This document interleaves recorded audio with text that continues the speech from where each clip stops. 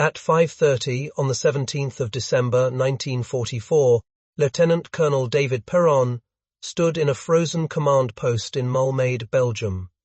Watches as radio operators track a mechanized column that has just broken through, across US lines 8 miles to the east, 26 years, 8 months in command 291st Engineer Combat Battalion. Zero experience stopping a tank at the spearhead of the attack. The Germans deployed the Confederacy of Independent Systems, Cass's Peiper, 5,000 Waffen-SS soldiers, 117 tanks, including 45 Tiger IIs. Commander, Joachim Peiper. Their mission was as follows. Simple, break through to Antwerp, cut the Allied armies in half. Win the war. Perrin commanded 600 sappers, not infantry, not tankers, engineers.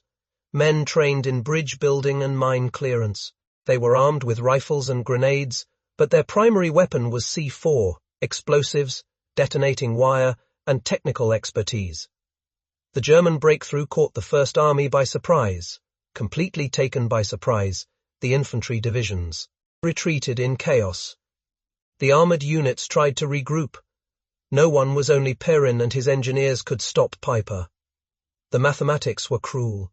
The First Army lost 2,300 men in the first 6 hours of the German offensive. The 99th Infantry Division was torn apart on the Elsenborn Ridge.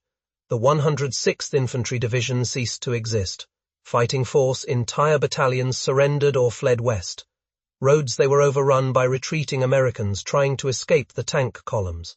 Perrin received the order at 6:15, establish checkpoints south and east of Malmedy. Defend the city, delay the advance. Peiper, no reinforcements, no heavy weapons, no tanks, only 600 engineers armed with small arms and whatever explosives they had managed to gather, led the German advance. Predicted, Peiper had already captured Hansfeld at dawn, taken fuel from American depots, captured equipment, and his advance troops raced west along narrow forest roads to 3 important bridges, Abimo, Chuapon, Nuff-Mula. If Peiper captures these crossings, his Tigers will break through. Open country, nothing between it and the river Meuse, nothing between the Meuse and Antwerp. Perrin studied the map. The terrain was his only advantage. Ardennes was densely covered with forests, steep hills, narrow roads, rivers crossing valleys. The Germans needed bridges. Every bridge, if only there were bridges, Peiper will rush through it unharmed. If the bridges are destroyed, his entire faith, the group will stall. Perrin made a decision. They will blow up every bridge before the Germans reach it, not after the tanks didn't arrive during the firefight. Earlier they would have been watching German columns, calculate the time, bring up the charges, wait until the last at the opportune moment, and then destroy the crossing. It was a suicide mission. The engineers working under fire, where easily the targets placed on the bridges were visible to the German artillerymen. One miscalculation in timing, and the tanks will capture the bridge intact. One moment's hesitation, and the sappers will be broken. The demolition teams were standing on the bridges when 5-ton Tiger tanks came into view. Other officers wondered the plan, some called it reckless. Others suggested retreating to defensive positions further west. Let the infantry control the Peiper, let the tank divisions counterattack.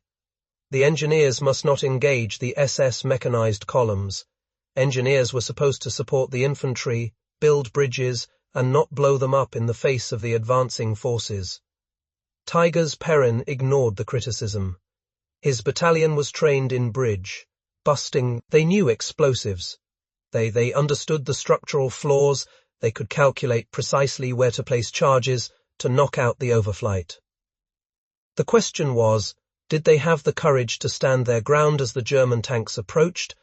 If you want to learn how Perrin's plan came to fruition, click this link. The like button helps us share forgotten stories. Like this one, subscribe if you haven't already. Back Perrin, the first test was to take place at Habimont, a small stone bridge over the Amblive River. The naval company had mission. Lieutenant Bucky Walters commands 23 soldiers, enough C4 to collapse. overflight, radio communication with forward observation posts, monitoring German movements. Walters set up his demonstration installation. The team on the bridge, at 7 o'clock, connected the charges to the stone supports, connected the detonators, and pulled the wire back till they circled the position 50 yards to the west, and then waited. German reconnaissance vehicles appeared on the east bank at 7:42. Half-track armored vehicles, reconnaissance vehicles. Moving quickly, advance units of Peiper's camp group. Behind them were the first Tigers. Walters watched through binoculars, counted the vehicles, estimated the distance, his hand on the detonator. The Germans were 400 yards away, then 300, then 200. His men, they asked if it was worth blowing it all up now. Walters continued to wait. 150 yards, 100. The lead vehicle reached the bridge approach, but Walters still hadn't activated the charges. The leading German, the half-track, reached the western edge of the Habimont Bridge. Walters could see the driver's face and the SS insignia. The machine gunner can be seen pointing his weapon at the American position. Walters pressed the detonator handle. The explosion lifted the central span 6 feet into the air. Stone blocks weighing half a ton, it scattered in all directions. The lead half-track tried to brake, but its momentum carried it forward. The car fell through a gap where a bridge used to be and fell into the river 20 feet below. The second car he stopped and retreated. German soldiers jumped out of their vehicles and began firing across the river at the American positions. Walters, he pulled his men back. They accomplished their mission. The Habimont Bridge was destroyed. Comp Peiper Group, we'll have to find another route. Blowing up the building gave the First Army perhaps 30 minutes, maybe even an hour. If the Germans, we had to reconsider alternative crossing options. Every minute was important. Every delay meant the American troops had enough time to set up defensive positions. But Peiper didn't stop. His column turned south. For the bridge at Tuapon, a larger crossing, actually 2 bridges, one across Amblevar, one above the Sarm, both bridges were critical. If Peiper captured, if they were intact, he would have a direct route to the Meuse. The city of Tuapon was defended by a single detachment. Engineers, 12 people, no heavy weapons, no anti-tank guns, just rifles and stuff like that. The explosives they'd managed to collect. Perrin realized the situation on Tuapon was desperate. He radioed the squad leader.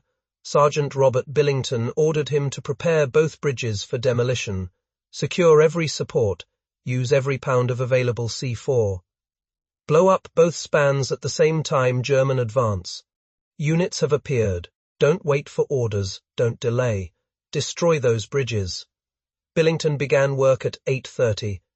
His men laid charges on first the Ambleoff Bridge. The structure was made of steel and concrete. The new design is more difficult to topple than the stone bridge at the Hobby Mall shopping centre. They placed explosives at critical load points, main supports and joints connections, areas where structural stress was concentrated, used twice the normal amount of C4 because they did not have it was time to calculate the exact location of the charge. The Sarm Bridge required a different tactic. The old design, stone arches, they drilled holes in the keystones, filled the cavities with explosives, and ran detonator cord between charges, so that a single trigger could detonate the entire sequence. Both bridges were ready by 9:15. Billington stationed his men in buildings overlooking the crossing and ordered them not to fire until the bridges were destroyed. Get down and leave. Don't try to defend the city. Just blow up the bridges and run. At 9:38, German tanks appeared on the eastern approach, 4 Tigers. They moved in a column, followed by half-track armored vehicles with SS Panzer grenade launchers. Billington waited until the lead Tiger was 30 yards from the bridge, and then launched the Ambleave demolition device. The explosion was enormous, far more powerful than the Habimanta explosion. The entire center part of the bridge collapsed, with chunks of concrete, the size of cars, falling into the river. The Tiger stopped. Peiper himself was reportedly in the lead car. He got out and stood at the edge. The destroyed bridge looked through the breach to the American positions on the other bank. Then Peiper did something. Unexpectedly, he started laughing. Not angry, not upset, but just laughing. Officers gathered around him. Peiper pointed to the destroyed bridge and a small group of engineers retreating through Tuapon. Then he uttered words that became famous throughout the 6th Panzer Army, damned engineers. These damned engineers, the phrase spread through the German ranks in a matter of hours. Peiper broadcast it over the radio. He was handed over to division headquarters. Other commanders took him up. By nightfall, all SS officers who had participated in the Ardennes offensive knew about the American sappers who were constantly blowing up bridges, sappers who weren't supposed to be combat units, engineers who held back the entire northern thrust of Hitler's final offensive. But Peiper was not defeated. He ordered his column to turn south again, to find another bridge, another crossing in a place where the Americans had not found one. He had time to detonate. His scouts studied the maps and identified a third, smaller option, the bridge at Neuf-Meul. Less than 3 miles from Thuon, probably undefended, probably Perrin received word of Peiper's movement at 10 o'clock. The Germans, the column, was racing toward Neuf-Meul. Company B had one platoon in this sector. Lieutenant John Kirkpatrick commanded 19 people. They had explosives, they had detonators, but they hadn't wired the Newland Bridge. Not yet, Kirkpatrick. He radioed in that he needed at least 45 minutes to set up the charges and run the wire. Peiper would arrive in about 30 minutes. Les Perrin calculated 45 minutes of work. 30 minutes to German arrival. Calculations failed. Kirkpatrick will still be on this bridge, planting charges, when the first Tiger Perrin came into view. Kirkpatrick told him to do it anyway. Go to the bridge.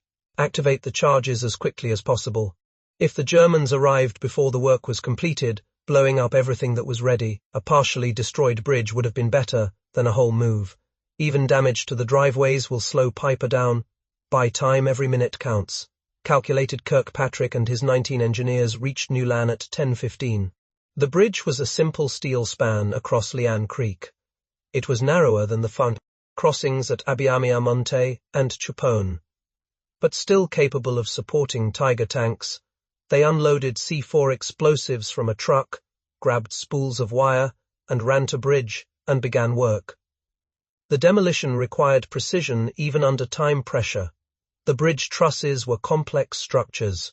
Blow up the wrong elements, and the span may remain in place.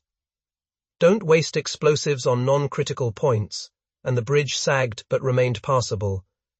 Kirkpatrick directed his men to the main load-bearing nodes. The connection points where the vertical and diagonal members met the bottom chord were weak points. Destroy them. The joints and the entire central span would have collapsed. They worked in teams of 3. One person sets the charges. One person secures them with wire. One person runs the detonator cord between positions. No conversations, only gestures and hurried movement. They heard approaching German vehicles, the roar of engines. The sound echoed through the forest, growing louder and coming from the northeast along the only road leading to this crossing. By 10:30 they had planted 8 charges, not enough. A real demolition of the bridge requires at least 16, but 8 can work if they are spaced correctly. Kirkpatrick made a decision. Combine what they had, get off the bridge, prepare to blow it up. The moment the Germans, his men were pulling wire back to the blast site when the first German vehicle came into view. Wagen, a German reconnaissance car with 4 SS soldiers inside, moving fast. The vehicle was 300 yards away when it was spotted by Kirkpatrick's forward observer. 200 yards. Kirkpatrick's men were still connecting the wires, still attaching the detonator to the circuit, was 100 yards away. 50. The German driver saw the Americans on the bridge. They started to fall apart. Kirkpatrick detonated the charges. 6 of the 8 explosions fired. 2 charges failed to fire. The bridge rose. Overturned, the central part the building fell 10 feet, but did not completely collapse. The structure was damaged and dangerously unstable, but technically was still standing. The Shimwagon stopped, reversed and disappeared into forest. Kirkpatrick reported partial success to Perrin. The bridge is seriously damaged, but possibly passable. German engineers with bridge equipment. Perrin understood what he meant. Peiper will send his pioneer company forward. They'll assess the damage, perhaps attempt to repair it, perhaps build a temporary bridge. Across the chasm, the delay would be hours, not minutes. But it was still delays, and delays were ruining the German offensive. By midday on the 17th of December, Peiper's group had covered more than 15 miles. The operational plan called for 60 miles on the first day. Peiper was 45 miles behind schedule, 3 bridges demolished. Numerous detours, constant redirecting, and wherever it turned, another group of American engineers installed barriers or laid other wiring. The crossing is slated for demolition. Perrin relocated his companies. The company moved to Stavo, another critical bridge. Over Amblov, German intelligence reported that Peiper would attempt to cross next. Company C was formed. Positions at Verbamont, a road junction that controlled access to 3 separate roads to the west. Company B remained mobile, ready to respond wherever a German column appeared. Losses mounted, and not only as a result of direct combat from the work itself, engineers under fire, open positions, German the artillery found its position. Staff Sergeant Paul Hinkle was killed. The charges were planted on the approach to the bridge in Stavo. Corporal Michael Chen was wounded.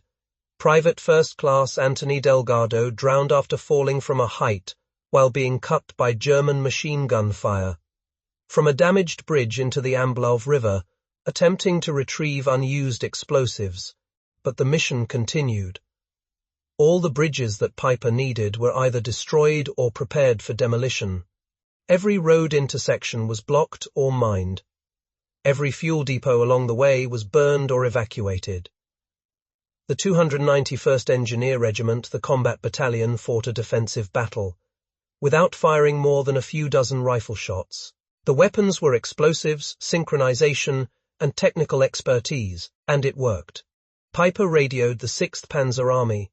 Headquarters at 1 p.m. requested updated intelligence on American positions, requested aerial reconnaissance to identify undamaged bridges, requested permission to break radio silence and coordinate your actions with other groups, moving along parallel routes. His tone was professional, but his frustration, it was clear. The engineering battalion was disrupting his schedule. His fuel, the situation was becoming critical, and he still hadn't reached the Meuse. But Perrin had another problem. Explosives were running low. The battalion launched the operation on the 17th of December with approximately 4,000 pounds of C4 explosives. By midday they had used more than half. Additional supplies were being brought in by trucks from the 1st Army depots, but these convoys were caught in the same traffic jams as the retreating American units. Perrin calculated that this destruction would have been enough for perhaps 6 more bridges, perhaps 8, if his men had been careful in placing the charges. After this, the 291st will have nothing left to blow up. Perrin requested emergency intervention, resupply at 2 p.m. 1st Army confirmed, but could not guarantee delivery time. The roads behind American lines were in chaos. Supply trucks mingled with retreating infantry, ambulances transporting the wounded, evacuating headquarters units. Artillery batteries are regrouping. No one could move quickly. Traffic was blocked for miles, so Perrin had to improvise. He ordered his men collect explosives from abandoned positions, minefields left by retreating units, and demolition charges prepared by others. Engineering battalions unexploded, German ordnance.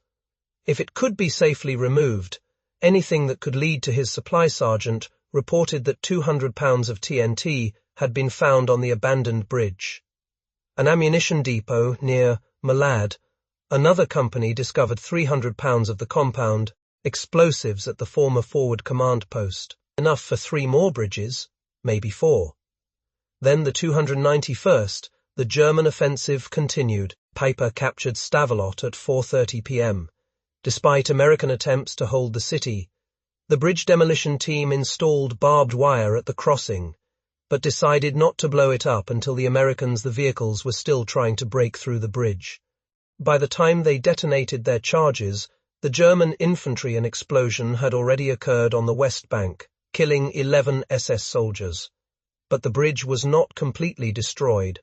German engineers assessed the damage and reported that it could be repaired within 2 hours. Peiper was now able to cross. The Tigers entered Stavelot, refueled from captured American depots and continued west to Joachim for a second attempt to reach this place, but this time Peiper split up his forces, sent one detachment north to Franco-Shore, another south to Juan, 3 separate strikes, testing the American defenses, searching for weak points. Perrin tracked all 3 columns. His observation posts reported German movements, radar positions, and estimated numbers. But the 291st Regiment was 600 people deployed. 600 people controlled dozens of potential crossing points. A 20-mile front. They couldn't be everywhere. They couldn't block every bridge. They couldn't stop every German reconnaissance. The small bridge over the Old Rouge Creek was captured intact. Peiper, the northern detachment, captured it before American sappers arrived. The Germans immediately launched a reconnaissance force. After crossing the vehicles, they sent reconnaissance patrols west to identify the next target. 30 minutes. They advanced 2 miles without encountering resistance. Contacted by radio that the route was clear, but the route was not clear, it was mined. Perrin had ordered the installation of defensive minefields along all probable directions of the German advance. His men passed through the previous night. The Germans had planted anti-tank mines at road intersections, and in narrow passages. German scouts planted the first mine. The mine exploded at 17 o'clock. The Tiger was hit by a second mine 3 minutes later. Explosions, both vehicles were disabled, and the road was blocked. Peiper's northern detachment was stalled. A southern attack on Warier, we ran into another problem. There are no bridges. Engineers have already demolished all the crossings along this road. The Germans reached Liane Creek and found nothing but destroyed spans and impassable gaps. They tried to cross the stream, but the banks were too steep and the water too deep. Tiger tanks they couldn't cross. Peiper's southern detachment was stuck. Only the main column remained, continuing to advance west from Stavelot, still trying to reach Joachim, still trying to break through to open ground. They advanced 4 meters, encountering the next American checkpoint, Company 291st Regiment, 40 engineers with rifles and 2 Browning machine guns, no anti-tank weapons, artillery support, small arms only, and discipline. German advance units attacked at 18 o'clock. Half-track armored vehicles, they expected the Americans to retreat. They expected a symbolic resistance, then retreat. But the company held its position, opened fire from 300 yards, and mowed down the first wave. The German infantry, having disabled 2 armored personnel carriers with concentrated machine gun fire, forced the Germans to turn around and take up a position. The firefight lasted 17 minutes. The Germans brought up more infantry. Flank maneuvers began. The company commander ordered a retreat before his positions were captured. His men retreated. We returned to a secondary position 500 yards to the west, leaving behind a prepared demolition site on the road itself. Not a bridge, but simply a section of highway. 1,500 pounds of explosives were buried under the sidewalk. The Germans advanced cautiously, clearing American positions, began moving the vehicles forward. The Tiger drove over buried explosives. The crew was unable to know what hit them. The explosion threw the 60-ton tank to the side. Off the road, the turret was destroyed, killing the entire crew. The explosion left a crater 4.5 meters deep and 30 feet wide, completely impassable. Peiper had been in his offensive. He advanced 22 miles. The operational plan called for 70 miles. At this point, He was 48 miles behind schedule, and his fuel was critically low. His infantry suffered losses. 3 of his Tiger tanks were disabled or destroyed, and wherever he went, there were more American engineers, more destroyed bridges, more roadblocks, more delays. At 7 p.m., Peiper received new orders from the 6th Tank Army: continue the offensive, bypass obstacles where possible, hold gaining momentum, reach the Meuse within 24 hours. The entire offensive in the north depended on Conf Peiper's breakthrough. They broke through. But Peiper couldn't keep up the pace, not with every destroyed bridge, not with American engineers fighting for every mile. He decided to stop for the night, unite his scattered columns, reassess the situation. His men were exhausted. 20 hours of continuous movement, combat delays. They needed rest, fuel, and ammunition replenishment. The Germans established defensive positions around Stavelot, set up command posts, posted guards, and occupied several hours of sleep. They assumed that the Americans would take advantage of the darkness to retreat further west. They assumed advancement would have been easier in the morning. They were wrong. Perrin used the night to prepare. His companies moved to new positions while the Germans were resting. They installed new bridges, laid new mines, and created observation posts, reviewing every route Peiper could take at dawn. The engineers worked in the dark, without light, without noise, just silent movement and careful placement of explosives. They ran on adrenaline, coffee, and knowledge that the lives of thousands of Americans depended on them buying more time. At 10 p.m., Perrin received his first supply column, 2 trucks with explosives from the 1st Army depots, 1,800 people, a pound of C4, 600 pounds of TNT. That would have been enough to blow up probably 10 more bridges. His supply sergeant immediately distributed the materials, sent messengers to each company's position with fresh explosives, ordered them to equip every remaining crossing in their sector. Reports of casualties continued to come in.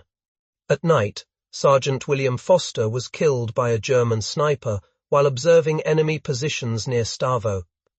Private Robert Yamamoto was wounded when his jeep struck a mine on a dark road. Corporal James Murphy went missing after the detachment encountered a German patrol near Varna. The 291st Regiment lost 11 men killed and 37 wounded since the beginning of the offensive. A small number compared to infantry units, but devastating for a battalion of 600 men. Perrin also received intelligence. Other German columns advanced along parallel routes. The 2nd Panzer Division advanced toward Kufalis. Tank Lair, the division advanced in the Bastogne area. The entire German offensive unfolded along a 60-meter front. Peiper's group was just one link, but it was the most dangerous part. The spearhead, the breakthrough force. If Peiper had reached the Meuse, all Allied positions in Belgium would collapse. The 1st Army headquarters wanted to find out how long Perrin could hold out, how long the Germans would crush his position, how long Peiper would break. Perrin calculated the remaining explosives, casualties, and defensive positions. He estimated 3 a few more days, maybe 4 if his men were lucky. And persistent after that, the 291st would have nothing left. No explosives, no reserves, no options. Days to stop the largest German offensive in the West since 1940. At 3 o'clock on the 18th of December, Peiper resumed his column set out from Stavelot, heading northwest towards Leglaz. Another small town, another the bridge, is another target. Intelligence reported that the Americans hadn't managed to fortify it. Legley's eyes. Maybe the bridge will survive. Maybe his Tigers will finally break out into the open. But the naval company, the 291st, was already in Legley's eyes. It had been there since midnight. Lieutenant Harold Parker commanded 28 engineers. They installed wire on the bridge, mined it, approaches, set up firing positions in the buildings. Overlooking the crossing, Parker radioed Perrin at 3:15. He reported the position's readiness and requested permission to engage the enemy upon the Germans' arrival. Perrin approved and informed Parker, blow up the bridge at the last moment to safely evacuate. their people and avoid unnecessary losses. The goal was delay, unheroic last stand, destruction of bridge and retreat. Germans, they reached Legels at 4:30 a.m. It was still dark. Peiper sent infantry forward to scout out the situation, American positions. The SS soldiers moved cautiously, expecting resistance. They found nothing. They advanced into the city center, cleared several buildings, found them abandoned, and contacted them by radio. That Legels seemed defenseless. Peiper ordered his Tigers forward. 3 of them were moving in a column toward the bridge. The lead tank was 200 yards from the crossing when Parker opened fire. His machine guns opened fire on the German infantry, forcing them to take cover and killing 6 men in the first burst. The Tigers accelerated, trying to reach the bridge before the Americans could react. Parker waited, letting them close. Distance 100 yards, 75-50. The explosion destroyed the bridge, sent chunks of concrete flew 300 feet. The lead Tiger stopped at the edge of the crater. The commander climbed out. He inspected the damage. Once again, he was convinced that the American engineers had gotten ahead of him. Peiper, it was reported, in this tank, watching as its advance destroyed bridge after bridge, mile after mile. By dawn on the 18th of December, the CF Group Peiper was stopped in 6 different places: Habimont, Chuapon, Nemula, Stavelot, Frankown, Legels. Each the main crossing along his route was destroyed or damaged. The fuel situation was critical. His vehicles were scattered along 10 miles of narrow roads. His infantry was exhausted, and now they were more than 50 miles behind schedule. But Peiper had another option. The Americans may not have had time to install one bridge, the crossing at Cho, a small village, a secondary route, perhaps overlooked in the chaos. He ordered his column to turn south once more, Cho, before the engineers arrived. Perrin had foreseen Chano's arrival. His intelligence department had mapped everything possible: German route, every bridge, every ford, every crossing within a 30-meter radius. The shoe was on the list. Company B received orders at 5 a.m. Get to Chano, connect the bridge, be ready. When Peiper, upon arrival, Lieutenant Frank Ray took 1 platoon, 14 men. They loaded the explosives.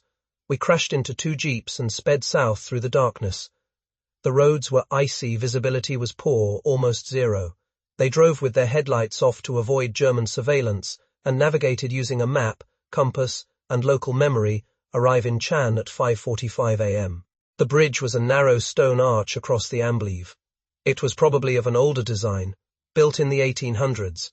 Tough enough for Tiger tanks, but vulnerable to proper use. They planted explosive devices. Ray's men unloaded the C4, moved onto the bridge, and they placed charges in the arch's keystones. They detonated quickly. The sound of German vehicles could be heard from underground. Northeast Peiper's column is approaching, maybe in 15 minutes, maybe in 10. They installed 6 charges, connected them in series, pulled the detonating cord back to in a stone barn 50 yards west of the bridge. Ray checked the chain. The result was positive. The detonation was ready. His men took cover and waited. We observed the eastern offensive through cracks in the barn walls. The first German vehicle appeared at 6:12, a Panther tank, then another, then 3 more. Behind them came half-track vehicles, more Panthers, Tiger tanks. The entire mass of Peiper's camp group rolls towards this narrow bridge. Ray counted the cars, transmitting information by radio.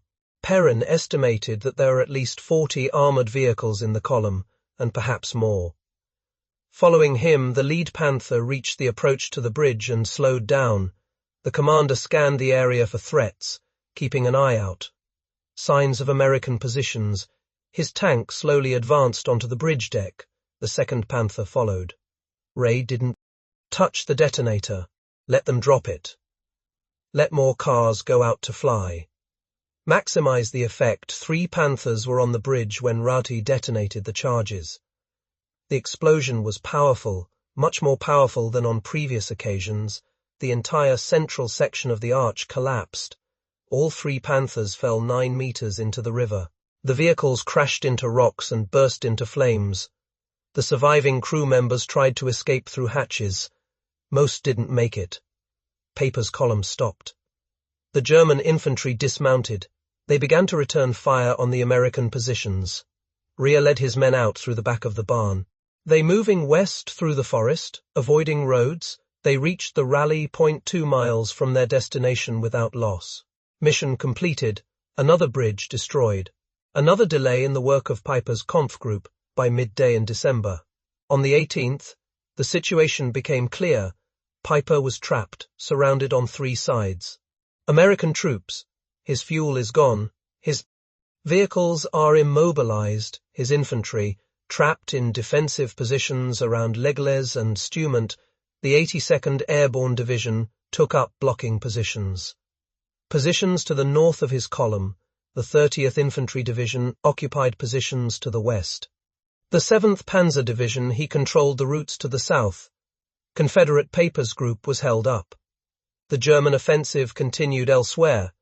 The tank divisions advanced toward Bastogne. The 2nd Tank Division approached within 4 miles of the Meuse, the river at Dinate. But without Peiper's breakthrough in the north, the entire operation failed. 6th, the Panzer Army was stalled. A breakthrough to Antwerp was impossible.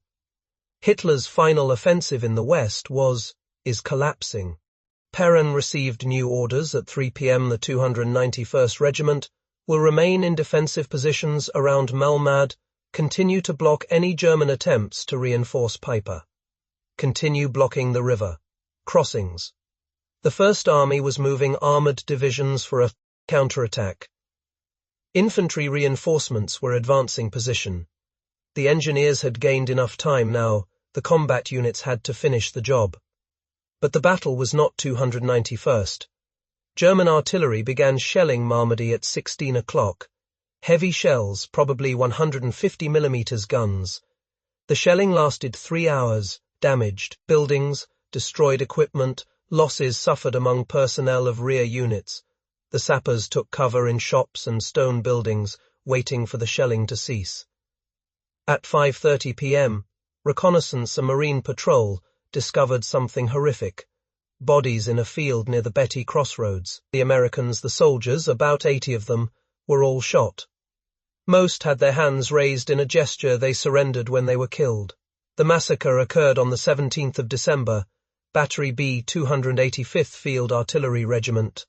Observation Battalion. They were captured by Peiper's group, lined up in a field and machine-gunned. 17. The survivors were found in the basement of a nearby cafe, wounded and freezing. They were traumatized. They reported that the SS soldiers had killed their entire battery. The survivors pretended to be dead, waited until the Germans left, and then crawled to a safe place.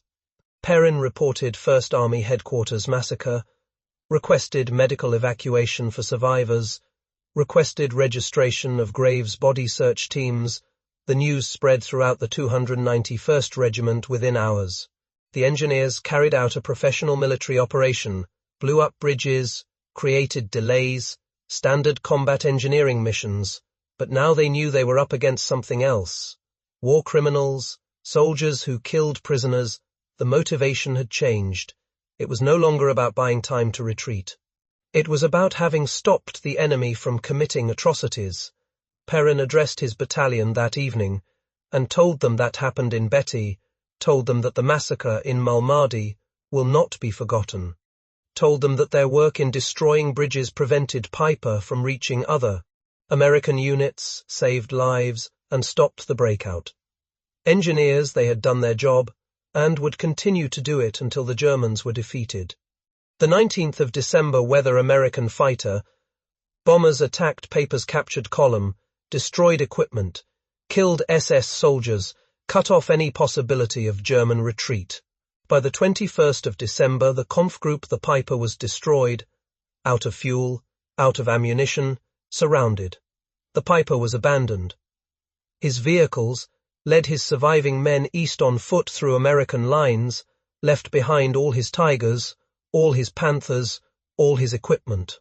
The most powerful, the German battle group in the Ardennes offensive, was destroyed by air force, artillery, hunger and exhaustion, and 600 military engineers who refused to let them cross.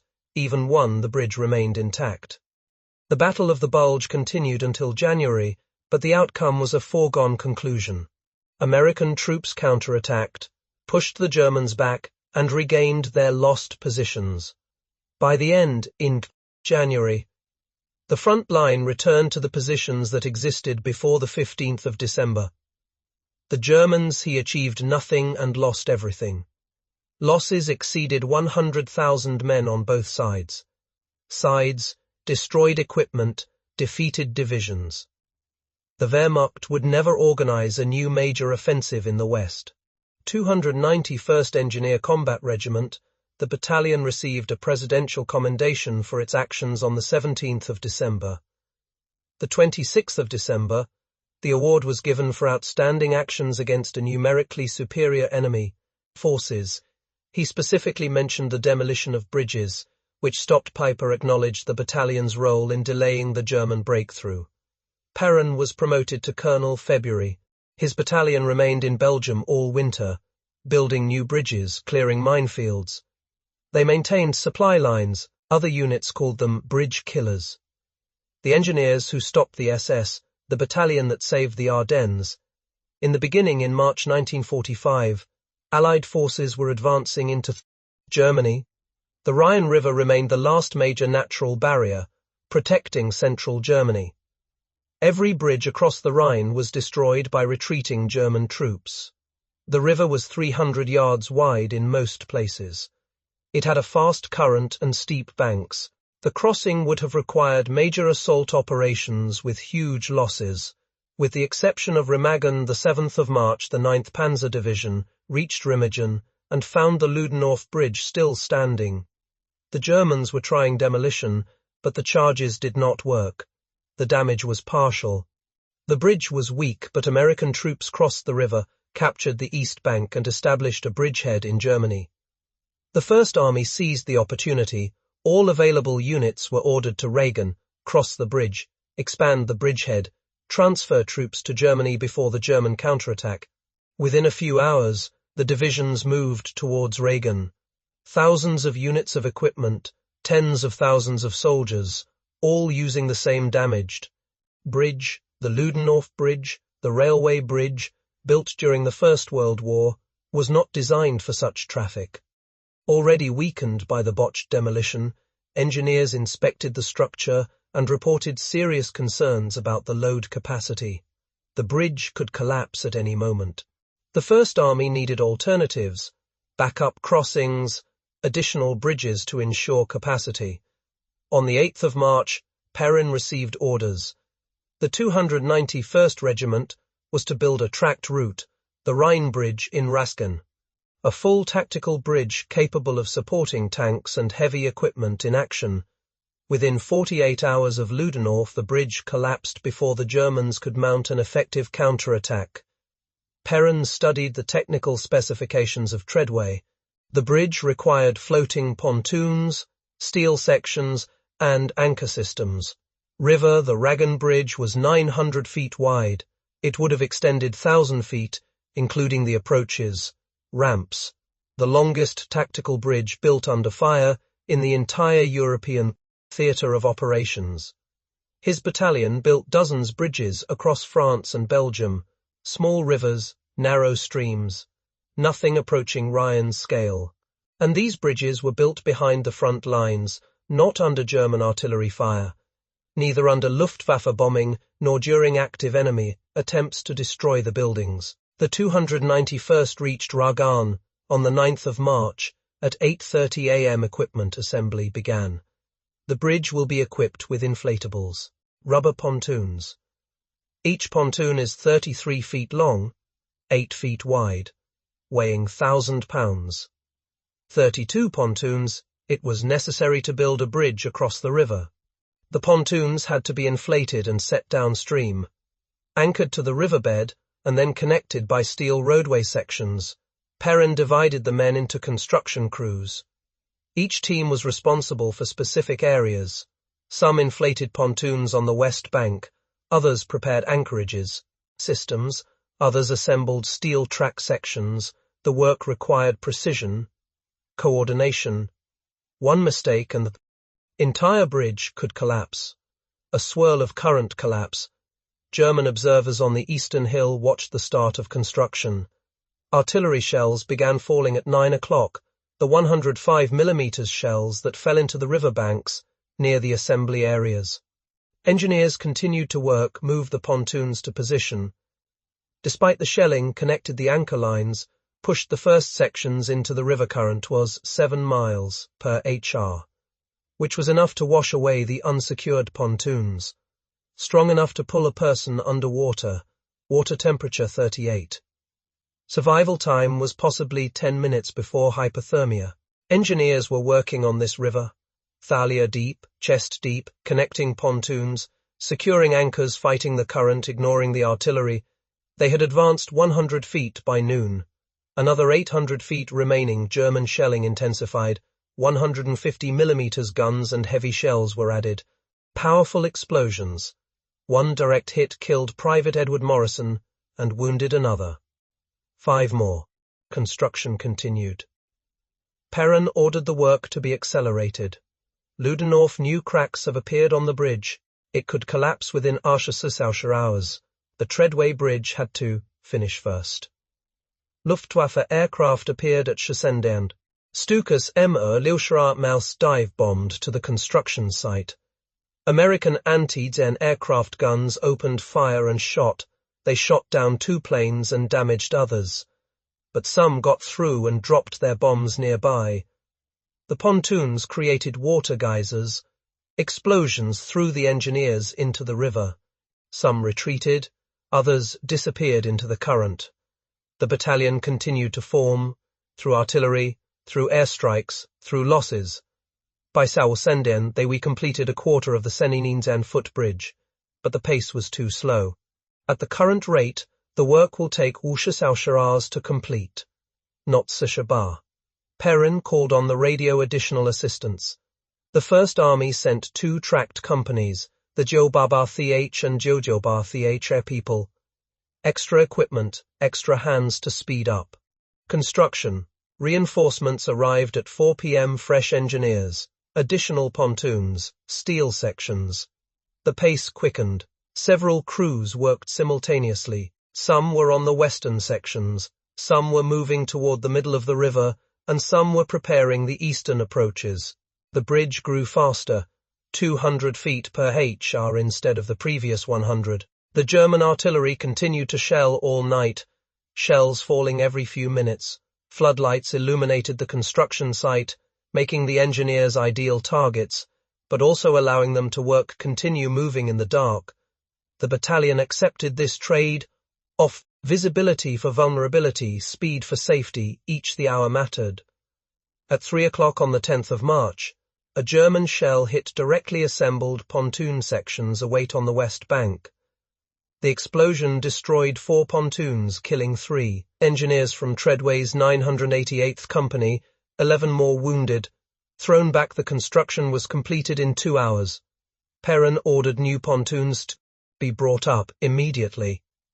The work continued. By dawn on the 10th of March, the bridge stretched 700 feet. There are only 200 feet left, but these last 200 feet was the most difficult. The east bank was under direct German observation. Enemy artillery could aim precisely at the junction point. Everyone working on that last section was completely vulnerable. Lieutenant Harold Dawson volunteered to lead the final connection team, 15 engineers. At 6:30 a.m., we moved toward the unfinished eastern end. German shells began falling immediately. Dawson's team made their way through the barrier, installed the last pontoons, connected the steel sections of the track. Anchor lines were secured. 3 people were injured, but no one was killed. By 7 o'clock, the eastern end was secured to the shore. The final connection required joining the eastern and western sections at mid-river. The floating sections had to be perfectly aligned. Any gaps prevented vehicles from crossing. Any discrepancies, and the bridge would have collapsed under the force of the current engineering. Crews worked on both sides, slowly pushing sections forward, together adjusting the current drift, fighting to maintain position. At 10 o'clock on the 10th of March, the final connection was established. 1.32 feet of floating the bridge over the Rhine River, built in 32 hours under constant German fire. The longest tactical bridge built during World War II, the First Army immediately began moving equipment. Tanks, artillery, supply trucks. Within hours, thousands of soldiers were at 3 p.m. on the 17th of March. The Ludendorff Bridge was closed, collapsed as engineers predicted. The structure couldn't withstand the accumulated damage and stress and fell into the river. 28 engineers working on the repairs were killed and 93 were injured. But by that time the bridge's roadway accommodated all traffic. Construction of 2 additional pontoon bridges was completed. Remagen Bridge the Head was safe. More than 125,000 American soldiers crossed the Rhine River at Remagen using bridges built by sappers. This bridge allowed the First Army to advance deep into Germany, encircling the village. An industrial zone that trapped hundreds of thousands of German soldiers. The war in Europe ended 8 weeks later. 291st, the Engineer Combat Battalion, built 73 bridges during the war. 19 of them were built under enemy fire, defused 7,000 mines, destroyed 6 bridges to stop the Germans. Offensive lost 8 people killed in action, 93 wounded. Of the 600 people who, after serving in the most decorated engineer battalion in the European theatre of war, Perrin returned to civilian service. Life in 1945, worked as an executive for the Pennsylvania Railroad, later the Pennsylvania Railroad Central, who retired as vice president and chief engineer, published his memoirs, First Across the River. In 1989, the book documented the battalion's role in stopping the Peiper Group and building the Remagen Bridge, which became necessary as a training manual at the Army Engineering School.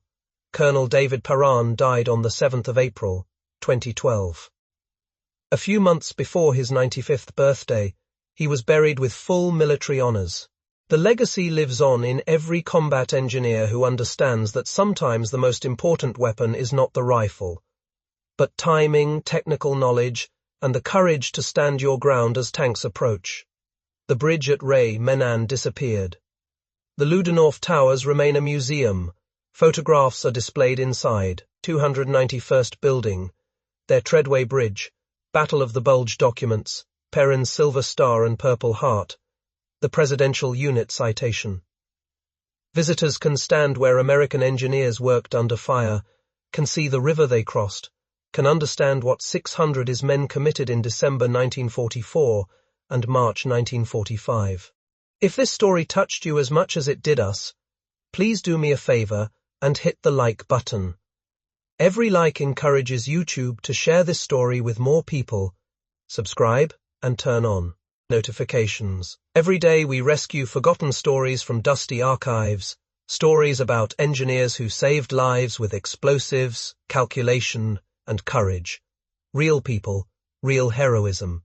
Leave a comment right now and tell us where you are watching from. Are you watching from the US, UK, Canada, Australia? Our community spans the globe. You are not just a spectator, you are a part of preserving these. The memories live on. Let us know where you are. Tell us if anyone in your family served. Just let us know you are here. Thanks for watching, and thanks for keeping an eye on Colonel Perrin and the 291st Regiment to ensure they don't disappear into silence. These people deserve to be remembered, and you are helping to make that happen.